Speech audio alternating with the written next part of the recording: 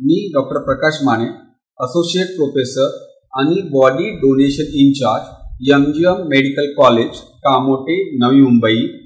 आज रोजी दिनांक 14/8/2025 रोजी मिसेस सवित्रा गुणाजी ढेबे यांचं देहदान झालेलं आहे। हे देहदान रामानंदाचार्य नरेंद्राचार्यजी यांच्या प्रेरणेतून करण्यात आलेले आहे।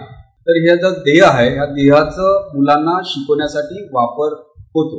जे फर्स्ट MBBS चे डॉक्टर्स आहेत, मुलं आहेत, जे शरीराचं रचनेचं नॉलेज आहे ते बॉडीवर डिसेक्शन करून शिकतात।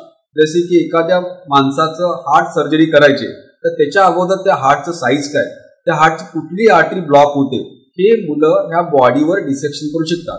तर हे जे रिअल नॉलेज आहे हे डॉक्टरांना हे बॉडीकडून मिळते। त्यामुळे बॉडी डोनेशन हे खूप महत्त्वाचे आहे फॉर मेडिकल एज्युकेशन साठी।